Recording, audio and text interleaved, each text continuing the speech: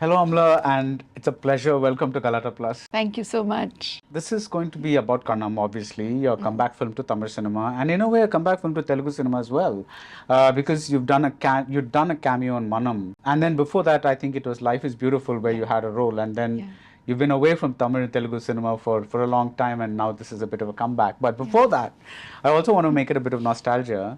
There's this story about this boy who grew up to be a film critic, and apparently he was a great fan of yours, and he used to visit his great aunt, whose flat in Gandhinagar in Chennai was right next to your mother's house.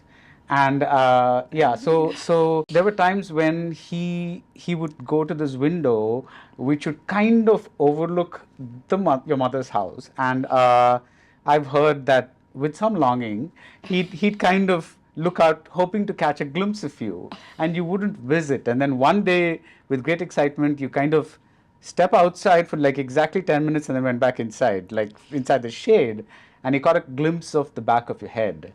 And the next day he went to school and said, for 10 seconds I caught the glimpse of the back of Amala's head, and he became a bit of a hero. No, I'm not naming any names, but this is just to say that you had fans, big fans, So do you miss that fandom? I'm not talking about the creepy kind of fandom that I just told you, but the regular fandom. I never used to believe it about myself. I never took myself too seriously. And I was always so occupied or preoccupied with whatever creative art that I was participating in at that time, that I suppose these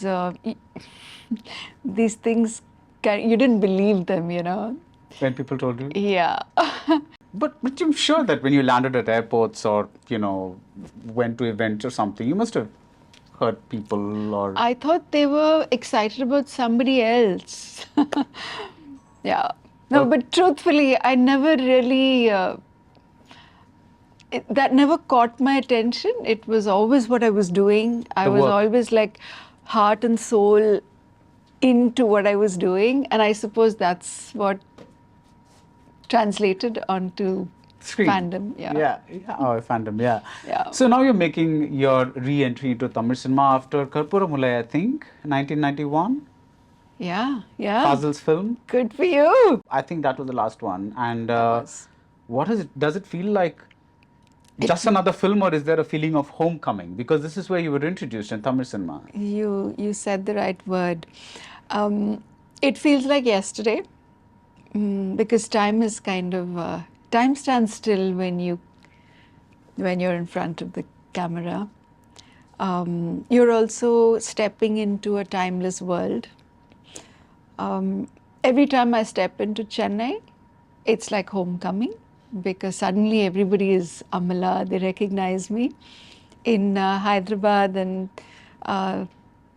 Telangana, AP, I'm Nagarjuna's wife. I'm Akhil's mom. I'm Akkineni family daughter-in-law. So this is where it's Amala on her own. So it's always homecoming. Yeah, it feels really good. I was worried about Tamil because it's a little rusty, but it just came back, and it was just such a good feeling. Yeah. Nice. Now in Telugu as well, like we said, after Life Is Beautiful, this is your first significant role where you're doing. Yeah. Manam was a bit. That was just fun. Yeah. They said, no, we want all of you in it. Yeah. And then you've had these odd roles like Care of Sarah Banu in Malayalam. You've had Karwa in Hindi. You've had like bits and pieces of roles. When you choose a project, do you just do it because somebody says, come on, Amla, it's been a while, there are friends and they ask you to do something, or do you constantly keep getting offers and you keep saying no and only pick certain projects? Good question. Very honestly, I kind of keep an eye out for where it would help me in my present day career. So I have a day job. I've always had a day job while working in films. And of course, not all my day jobs have paid, but I'm very passionate. I'm sorry, but you had a day job while you were working in films? Maybe not as a heroine, because that was just too busy. Yeah. But I've always had a day Afterwards. commitment. Yeah. I've always had a day commitment, and I kind of step aside for this. The current day job that I have is director of Annapurna College of Film and Media. It's started Yeah. by my Yeah. family. My father-in-law was very passionate about preparing the next generation. So for me, it's always how to keep relevant, that if I am preparing, if we as a college are preparing young people for future careers, then I need to be sure that what they're learning now is relevant in the current industry. Okay. So that's one of the reasons why I pick different languages, because our students come from all over the country. I want to be sure that I'm still in touch, very much in touch with what's happening and who's working and who's the current and what those young people have trained as and what are they doing. It keeps me very connected to what we're doing in college. So your choice of films kind of reflects on what you're doing in the college. You kind of like, so when you see in this film you're working with new generation actors like Sharvanand and Ritu Verma, what do you take from them that you can give back? Okay, so the college has a master's and bachelor's in film making. So it's really the technicians. Okay.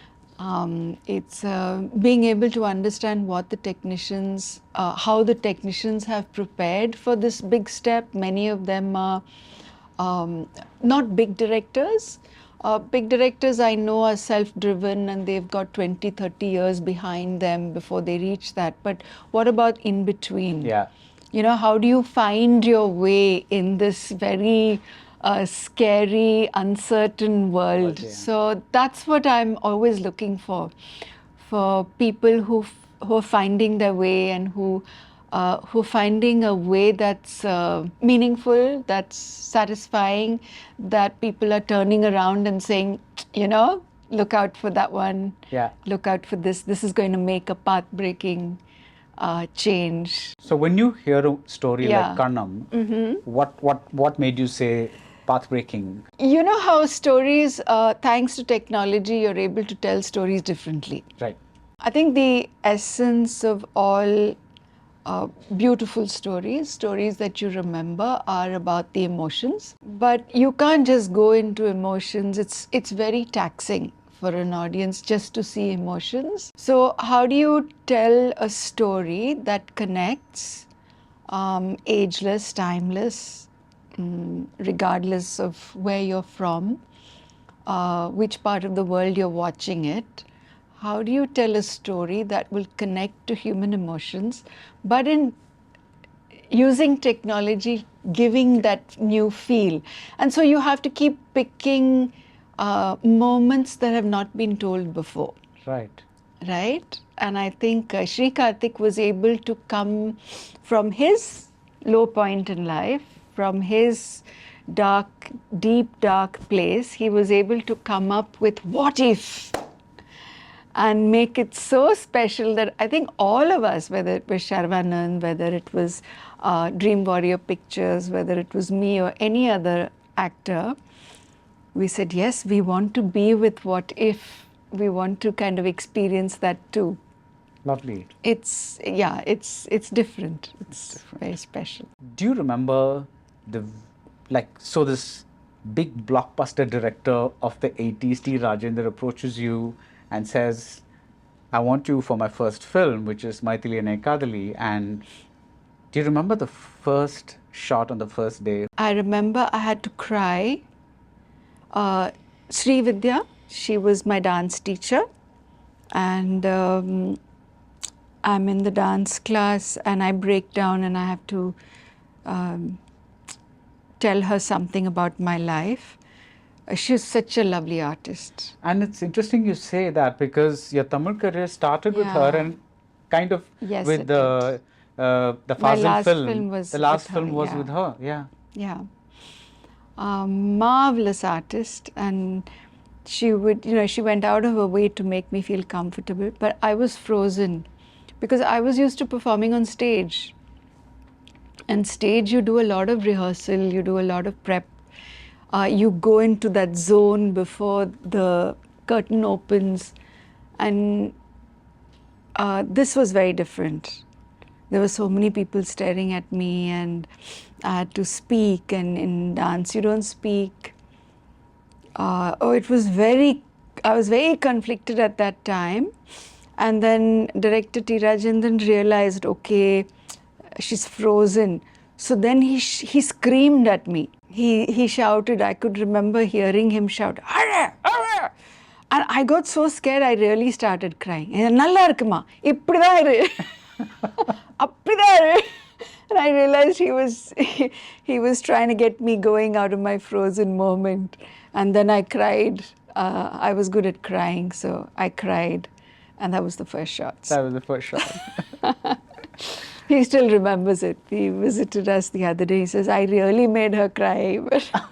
So, Maithili and Ekadali becomes a blockbuster, and then you're suddenly rushing from one city to another, one shooting spot to another, one language to another. Did you enjoy it all? I was learning a lot, learning all the time. Most of the time I was speaking a language that I wasn't very familiar with, but I was determined to do my best.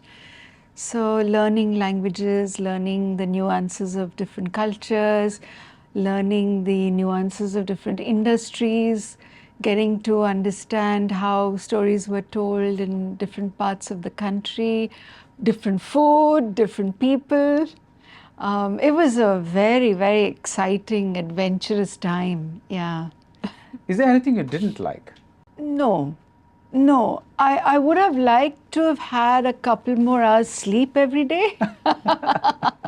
What was your average?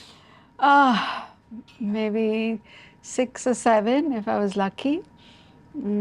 Sleep was the one thing that I really longed for, and I think on a Sunday, if it was a second Sunday especially, on all other Sundays I would work. I think I would sneak off. In fact, this friend I told you I went to visit, I would sneak off and sleep in her house because nobody would find me. And she would feed me a nice home-cooked meal. And what was the last shot that you gave before you took your break?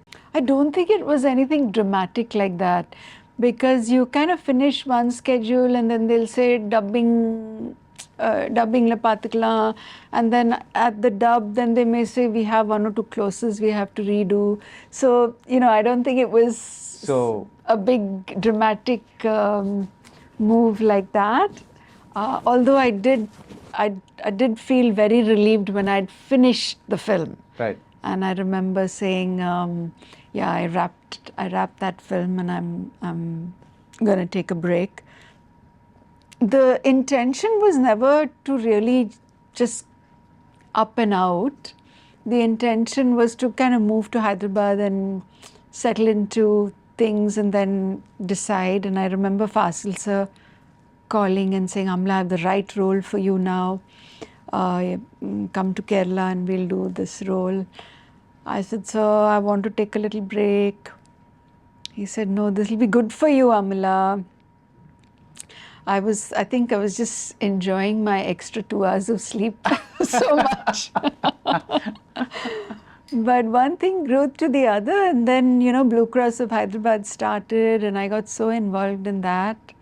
And then Akhil came along, and I was very much involved in his babyhood and childhood, and so. Yeah, I was actually curious because, today you find a lot of actors working right through marriage and pregnancy, and everything else just goes on, right? It's a process. That's personal, this is professional. So I was wondering if you'd ever considered acting as as the whole thing went along, or was it something like, what, I just need those extra 2 hours. I've had enough. I really need a big, nice break from filmdom. Was part of your mind saying, should I say yes to Fazil's offer? Well, I always thought, if I feel the need, I can always call Fasil sir. But movies don't happen that way. I think nothing in my life happened with planning. It kind of evolved. The fact that T. Rajendran sir came and convinced me that I could do a film, that I was a trained classical dancer, the heroine was a trained classical, I don't have to be afraid, he would teach me. It kind of evolved by itself. It's not me who decided, now I'm going to be an actress, go approach T. Rajendra. It didn't happen that way.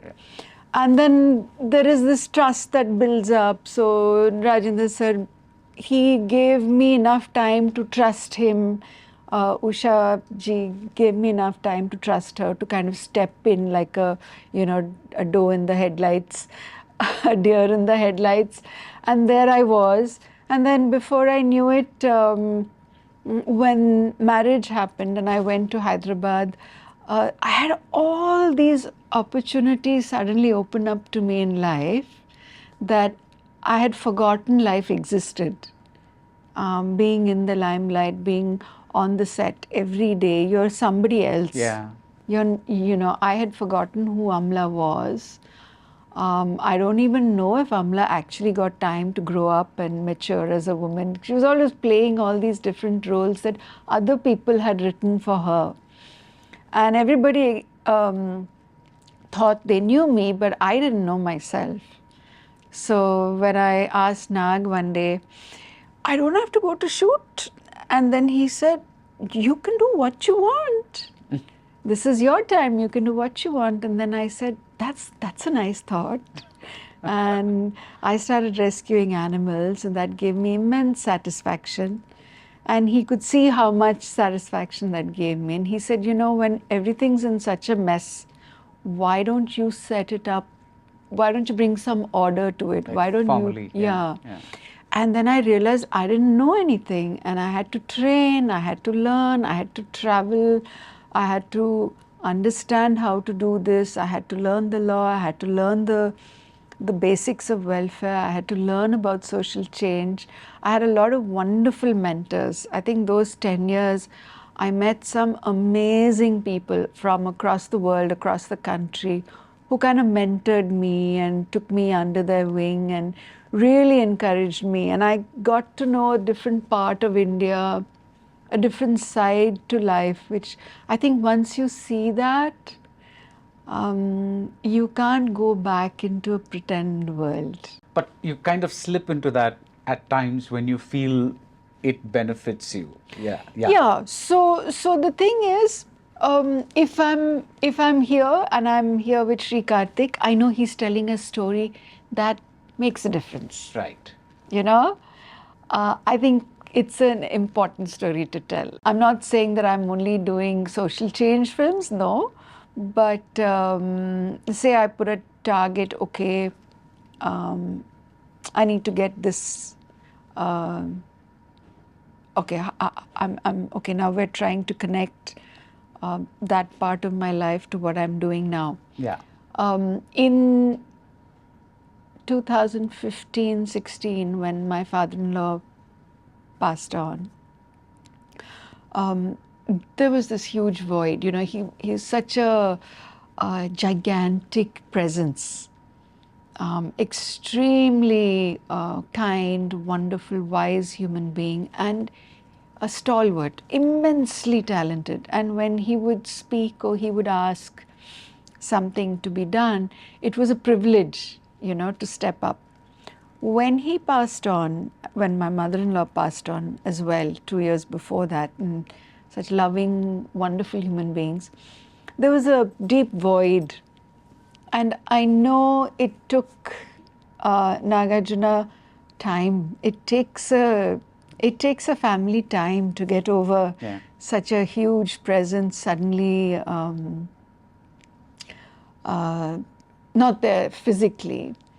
And while he had already been handling the mantle for some time till then, it was always in his father's name. And then when father-in-law passed on, I could see suddenly everything was on his shoulders. And then one day he looked at me. I will not forget that look, saying, "Can you please take care of the college?" And I realized that, I was nicely rediscovering who Amla was, and I'd forgotten how much more responsibility there is. And so I stepped up and I realized there was so much in this family legacy that was that needed leadership, that needed guidance, that needed hand-holding. So I took it up and I found that it was beautiful. I mean, guiding young people in their careers and in their future and trying to bring some kind of order and a semblance into a formal education for an industry like ours. And I realized this is pioneering work too, and it needs constant attention. It was like building up the Blue Cross from scratch. And the immense satisfaction from each young person's journey. I still get messages every morning. Ma'am, it's that one email you wrote, so and so. I'll never forget. Today I'm doing my own web series. Today I'm starting my own film. It was that one internship you got me. One. Lovely. Yeah. So it's very special to me, and I can't. I can't say how grateful I am that the family believed I could do it. And who handles the Blue Cross now that this has become more of a day job? Right. So the Blue Cross is 30 years old now. It's a well-organized, Well-oiled, really well-organized, works like clockwork. When we started, we struggled. First 10 years, we struggled. We really had to make people believe that we were not mad, that, we believed in the solutions that we were providing. All they need to do was believe in us, trust us, give us that time to show that these solutions work. By the time we came to the second decade, it was already evident that what we were doing worked. Right. And then hundreds and hundreds and thousands of people started coming.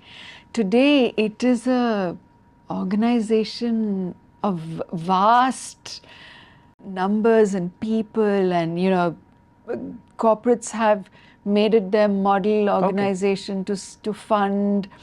Movements have made it a kind of a organization as a standard to follow. Half the volunteers, I go there, I don't know them. They all know me as the founder, but it runs on its own. So I still go on Saturdays and Sundays. But like I said, it's a movement by itself now. The college needs me only until maybe another 3 or 4 years, and then I can step back and do something else after that. Now, you worked with the biggest stars of every industry. So I'm just going to ask you, just name drop a few of them and ask you for like a memory or whatever strikes your mind. I'm going to begin with Rajinikanth. He was a major superstar. I was very new when I first worked. Valaiyosai was the first film? That's right. Yeah. That's right. So, yeah, it's kind of a blur. My first understanding of what a superstar was, yeah. I remember this incident from a magazine of the time where when you were doing that Wah Wah Wah song, you were dancing on the ice or snow or something like that, and with bare feet. And you used to hop onto Rajinikanth's shoes when, they called cut or something like that. Something very vague like that. I'm not sure that you remember that time. I don't. All I remember is I almost got frostbite. And I think for a month after that, I couldn't use my legs. They were like swollen like red tomatoes. Of course, that's not the glamorous part that everybody likes to remember. Kamal Hassan, I have a Pushpak question coming on later, so let's just talk about the rest of it. Kamalji was acting school for me.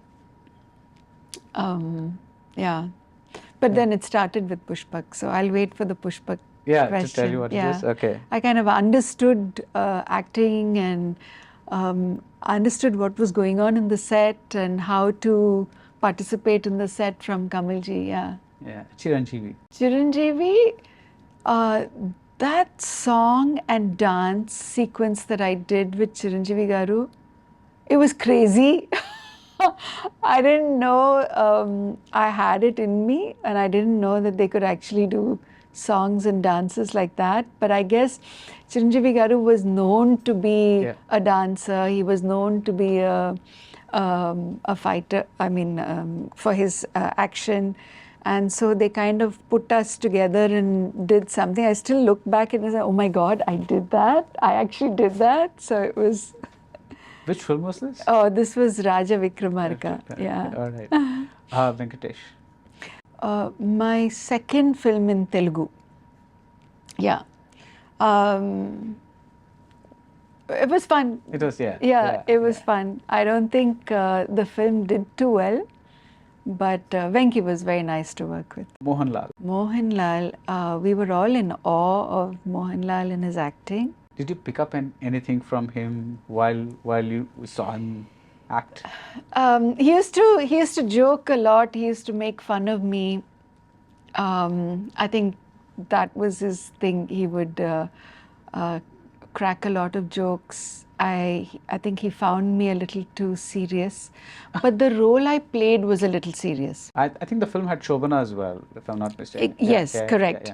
I had a split personality, and when the personality was split, it was totally off. And I can't switch on, switch off. I have to practice, right? And when you practice, you get into that zone and you get into that mood. And I think they all found that very funny, that I had to be in that zone. Be in that zone. But no, Mohanlal always, I think everyone around him and everyone in the Malayalam industry are all in awe of him and his talent. So it was very nice to work with him. And lovely to work with Shobana as well. And that was Suresh Balaji, who's a wonderful producer. Mammootty. Mammootty, oh my goodness. I remember in any occasion, if you see a sea of women flowing in a particular direction, you know Mammootty sir is there somewhere. Have you ever seen that? I have not seen that, but I'm going to tell Dulquer this. Yeah. Oh no, I told Dulquer. I worked with Dulquer in Karwan, right? Yeah. I told him, Dulquer, if you see a sea of women, they'll just be like, and you know Mammootty is there somewhere. But he has that very magnetic presence. Mohan.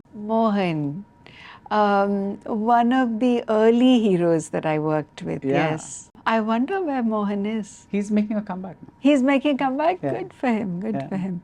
I remember his eyes, Ilaiyaraaja's music. Yeah. Mohan was always very encouraging. I was a new actor at that time. I think you did a second or third film with him, right? That's right. That's right. And the very songs were just all over the place. Yeah, so, they were. Yeah. They were. I didn't realize at that time, but Ilaiyaraaja sir's music was just momentous, no? It was like frozen in time. And Nagarjuna from the Kirai Dada phase. Yeah. I remember seeing this slim, tall actor, and thinking he looks like he's really nice. I was looking forward to the film with him because I'd never worked with a Telugu actor before. Yeah, that was your first Telugu film. So it was my first. I said, okay, if he's so nice, I can do this. And then, of course, there was another moment where they brought the costume. We were supposed to do a dance number on stage. And they brought the costume, and I just burst into tears. It was so hideous. I burst into tears, and I remember him and the producer, they heard me weep. And they both walked into the makeup room and said, what happened? And I pointed at the clothes, and then he took them and he put them in the dustbin. He says, you wear what you want. And then off he went again. He just made it so simple for me, you know. You don't know what to do, right?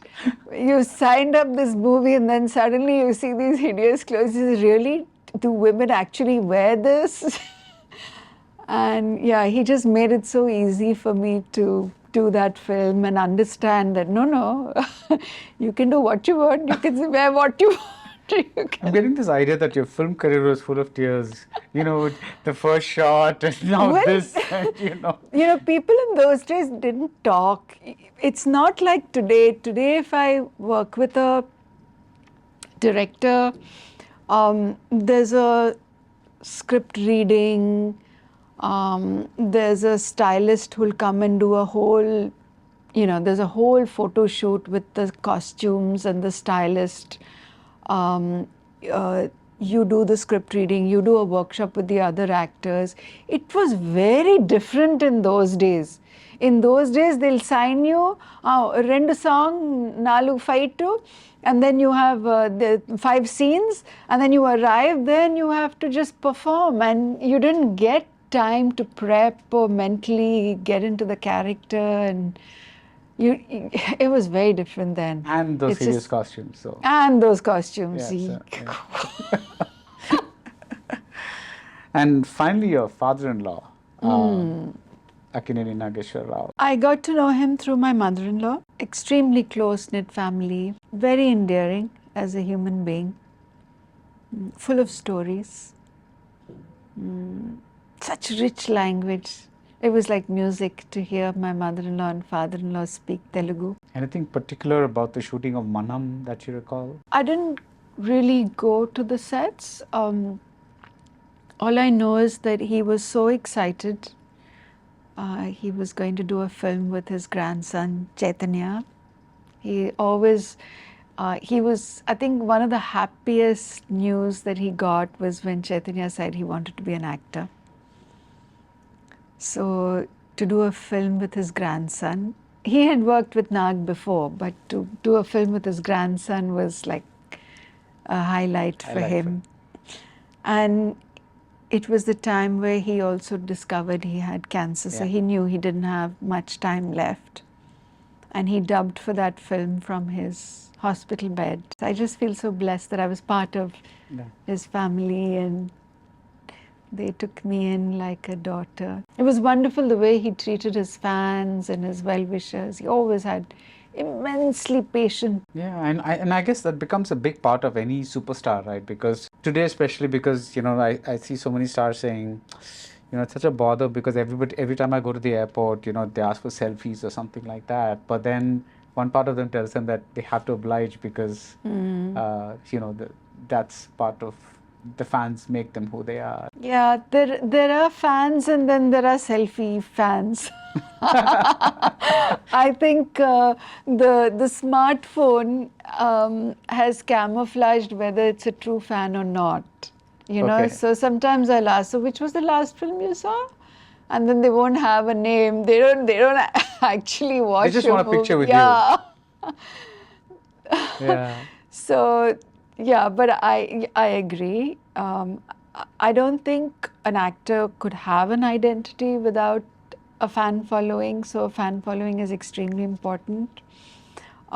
It is scary if your fans begin to believe that you are the persona or the role or the character and start treating you like that. It could be very scary because that's not who you truly are. Yeah. But if you can, I think fans, maybe the audience is also getting more mature these days. And a mature audience, you could have a conversation with that. What about the film did you like? It's a good connect to have. What was it about the film that you liked? And you understand the nature of a fan better.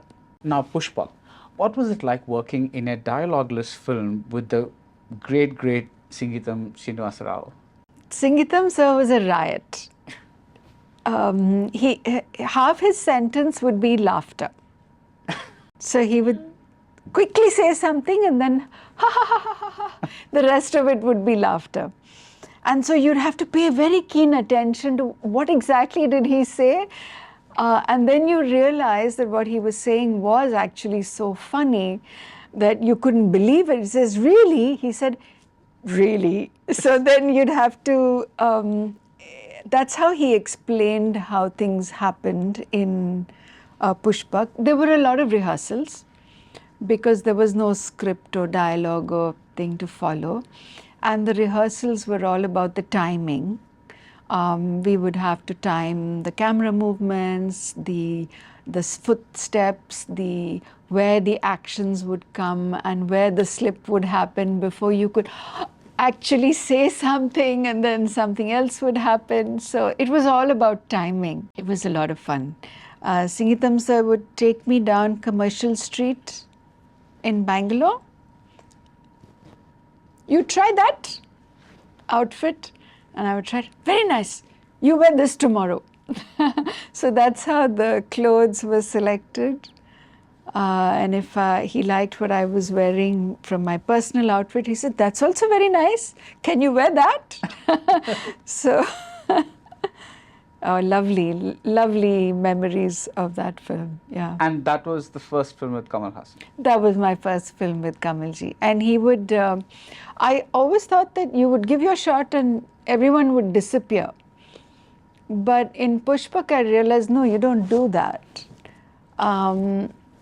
Even if I was in the veranda across, in, the scene where we're in two verandas across from each other, giving gestures to each other, Kamalji would go downstairs, go up, get on that veranda, and he would give me the gestures from there as the cue. I said, wait a second, do actors have to do this? And I realized, no, it was just his commitment to getting the most natural effect of the scene, that he would give me the signal so that my expression would be, and I realized the value of that. And I started following that. Even till today, if the other actors emoting, I'm not going to go disappear, but I would sit there and support them through what they have to do as well. And that was something very valuable I learned from Kamalji. So my next question is purely for the public. It's a public service kind of question. Okay. I'm just going to ask you about the making of the Valaiyosai song in Satya. Satya was a very different film. Right. And with Kamalji, you know it'll be different. You know it's not going to be just left to chance. You know he's put a lot of thought into it. There's always a reason or a method to the madness, and you go in there, you know something different is going to happen. You know by the way he's dressed, you know with his makeup, you know with his demeanor, you know Kamalji is up to something. So I was waiting. He doesn't reveal much. I was waiting, and then I realized it was going to be a montage song. And in a montage, it's all about the right, what comes together. Raghu Master was there, and I think it was Kala, Raghu Master, and the bus came. And yeah, it was very casual. It was not... Yeah, that's exactly, that's the word, casual. It was montage, it was casual, and I think it just came, all of it came together beautifully. Yeah. And I think that's what the magic of cinema is. It takes several minds, several teams to come together and stir up the winds of change. Yeah. And here was the winds of change, that you can do songs differently, and you can show love differently, you can show romance differently. It was the beginning of change.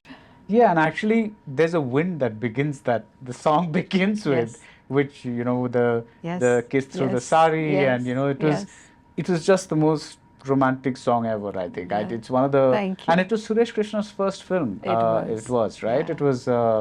so the whole thing was just one thing. And I really like the fact that your character was a Malayali in that film. There's something very charming about you staying with Kabir Purnama as like a kind of, like a paying guest or whatever Right. it is. And that everything was so different because I'd seen Arjun, Mm. and this film had been localized so much better in a way. You know, that was a little more generic, and that's one of the first times I think I saw the comparison and thought, wow, this is what they can do from improve on existing material. A question about two more iconic films, Agni, Natchathiram and Shiva. Do you remember your first meetings with Mani Ratnam and Ram Gopal Verma? Mani sir, I remember.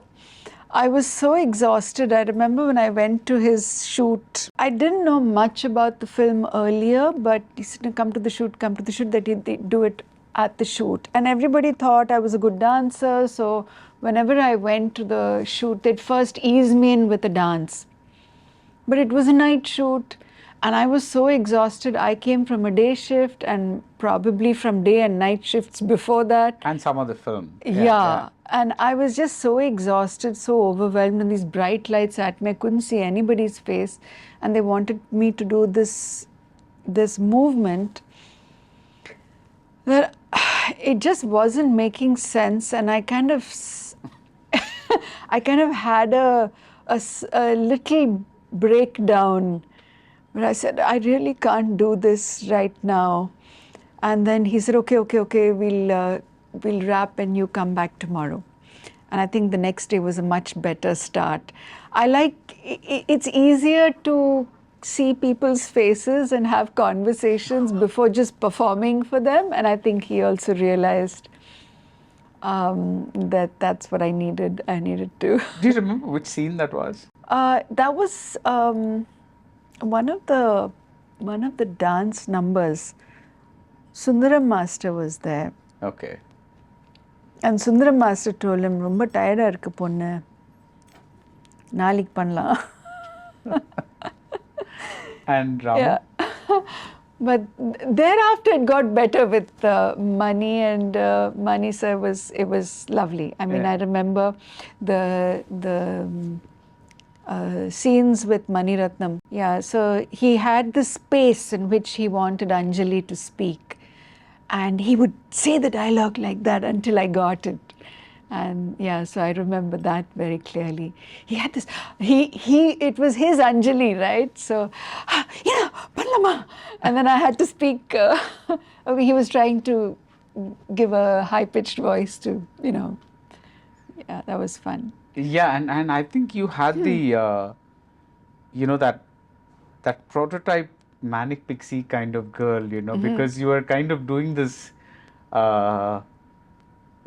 always on Prabhu all the time and kind of bugging him. Yeah, that was the energy Mani sir kept showing me, that's how he wanted his Anjali to do it. And I'm glad I was part of that film. Coming to Ram Gopal Verma, I remember him as this very intense young man. He told me the story like shot by shot. But I couldn't really visualize. I was not familiar with filmmaking techniques at the time. I just knew that he believed in the story. I knew that Nag believed in the story. I knew that it was it's intuitive. You feel the winds of change when somebody is trying to mobilize the winds of change. You feel that this is going to be something different. We're trying to do something different, and it's wonderful to be part of it. They don't always work. Yeah. And I think that's the pragmatic side of an artist. You learn that you can only do your best, and then if it works, that's wonderful. I know Pushpak is a classic, but it didn't do well in the theatres. Yeah. So at that time, nobody talked about it, but 30 years later, people are still talking about it. So those winds of change, and that whether they're successful or not, it's not in your hands, but you can do what you believe in. Many of the distributors saw the film. I remember them telling Nagarjuna, "Okka roju aarutundi babu." మంచి cinema తీశారు కానీ Just won't run. it won't Yeah. run. And when it released, it just started Yeah. going and going and going and Yeah. going and going. People were ready for that change. Yeah. And you know, that's the thing about any art form, no? It has to connect. You have to be relevant to the times you're in. They have to connect to the audiences. The audience have to connect to what's going on in their life. Those winds of change are what passionate Yeah. artists and filmmakers. Yeah, I think today, even today, when you know, to a certain generation, if you say cycle chain, Yeah. I think they just say Shiva. So that's kind of like a you know, this one. And I think Nagarjuna was right at the center of the Gitanjali, and he kickstarted Ram Gopal Verma's career with Shiva, and it was That's like he right. just pretty much was at leading the actor at the moment, and that doesn't happen very often. It That- doesn't. You debuted with Dayavan in Hindi, which is the remake of Nayakan, but you didn't really like you didn't do too many Hindi films.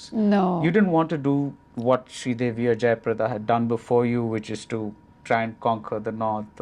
That wasn't part of your plan. While Mr. Feroz Khan was a wonderful soul. I mean, him as a producer was such a delight. I remember I was buying my house at that time. And he came to me during the shoot and he said, Amala, I heard you're buying your own house. I said, yes, sir. How did you know? He said, no. And he gave me the entire remuneration for the film in one check there. He said, I want to be part of your, you know, achievement.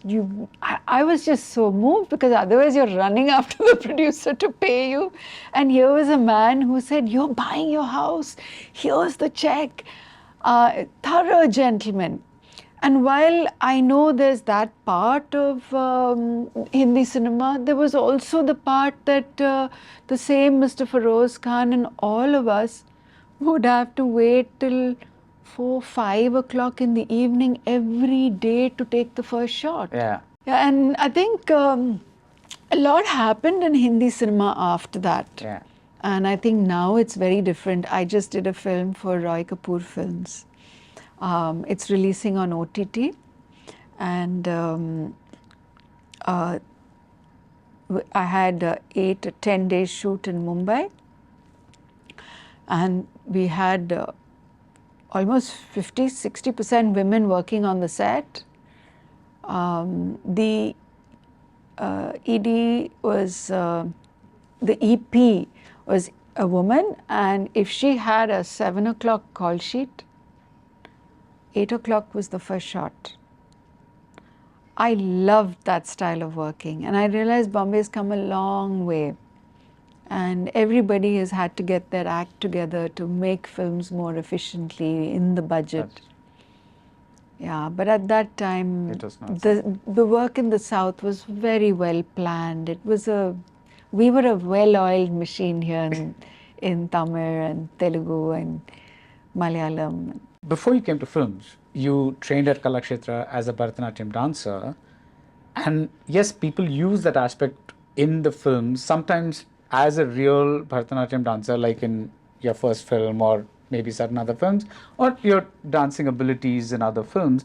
But did you miss performing on stage? That kind of went away, right? It's kind of... It did. And it suddenly disappeared. And then to go back to it was very difficult. Did you try? I did. The year I got married, I went back to class, I went back to rehearsal. I remember the first major fundraiser for Blue Cross. I did a tour of Australia and Southeast Asia, and I was performing. It was very hard work, very, very hard work. The following year, I was carrying Akhil. I was pregnant with Akhil, and I thought, okay, well, if I can't perform and go around the world, what else can I do as a fundraiser? And so I did a series of Nag's benefit shows. Nag's film was releasing, I think it was, I don't know if it was Hello Brother or some major blockbuster, which I didn't know was going to be a blockbuster.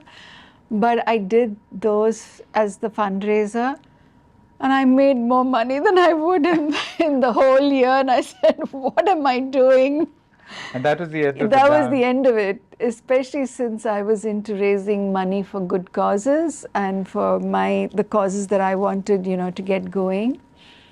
So it had to be very pragmatic, very calculated about it. You're going to devote this much time in the day. You have only those many hours and you have to achieve these goals. So what are you going to put your life's energy into? Right.